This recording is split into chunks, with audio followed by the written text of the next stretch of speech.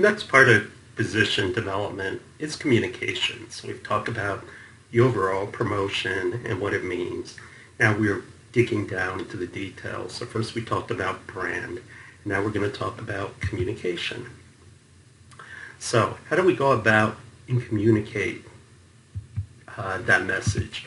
For those of you who are interested, you can look at this link and you can see a bad piece of communication. The thing that astounds me about some commercials is I just kind of sit there like, somebody paid money for that? Anyway, we'll talk about the communications mix, what goes into digital communication, and a little bit about persuasion.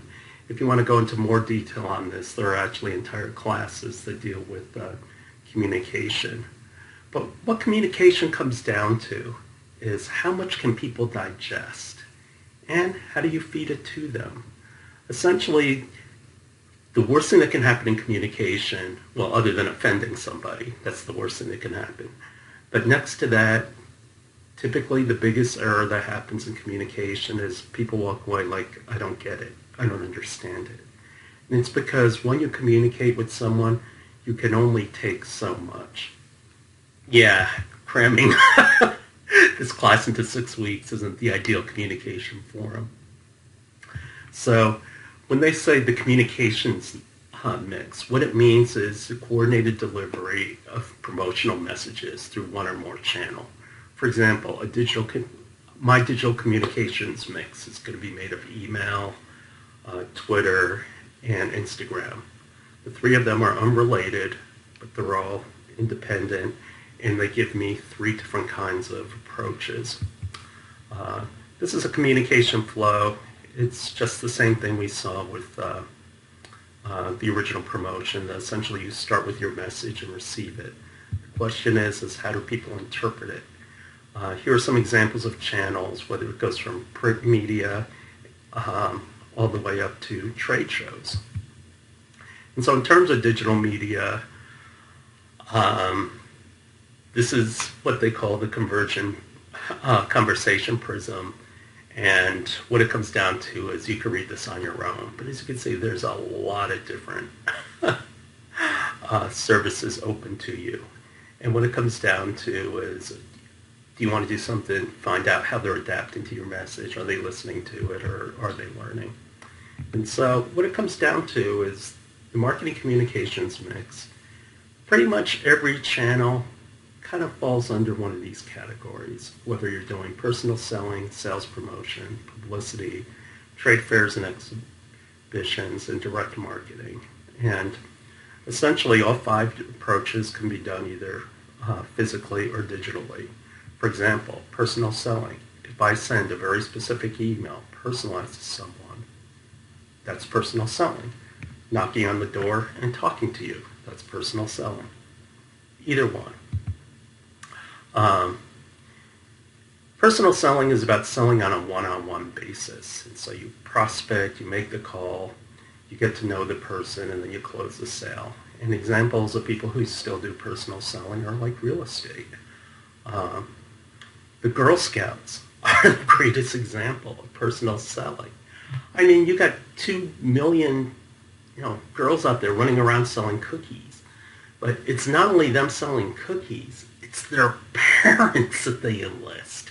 Because then, for those of you who work, you've probably seen it. Some kid has got a child in the Girl Scouts, and they come in, and in the lunchroom, they put down and says, okay, everybody sign up for cookies, and they sell a boatload. Sales promotions. You're probably all familiar with these, whether they're giveaways, discounts, charity. There's that one which is like $100 a ticket to support a hospital, but they have like high-end prizes like BMWs and things like that. But who the heck can afford tickets? Anyway, but these are examples of sales promotions, and you're probably familiar with these. Public relations. Public relations, especially if you are a high-tech company, is very important because it's the perception that you let out. Dr. Cho has actually made press releases before. Some of them not written by me, but some of them a bit of a surprise. Oh, wow, I said that? But anyway, press releases, publicity events, be invited and giving talks, charity functions. That's all about public relations. Trade fairs and promotions, and that's that you're finding a very targeted audience. The only people who show up at a trade fair or a conference are people interested in a specific topic. And that topic can have lots of different parts to it. For example, here in Arizona in November, there's going to be a sustainability conference. Well, there's people interested in water sustainability, some people in electricity, some people in devices, all different types of people. There are like 10 different committees on it. The interesting thing is Semicon West is the biggest semiconductor trade show. And it happens in San Francisco, and the big joke is nobody goes there to buy anything. And that's that semiconductor is an international business. And so what ends up happening is everybody says, oh, are you going to be at Semicon? Yeah. Oh, let's make a meeting.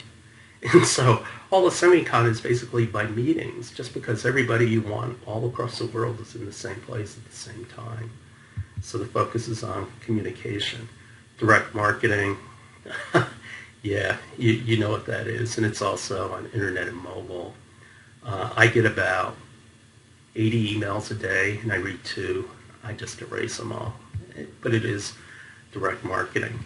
So what is it that we're trying to do? Well, part of it is sales, that essentially we want to, build leads and start getting into the funnel. We want to engage our customers. We want to drive traffic to ourselves. These are the things that we try to do with communication and also support the brand. In the next lecture, I'll go over internet and mobile, essentially, what is the evolution of communication in the digital age.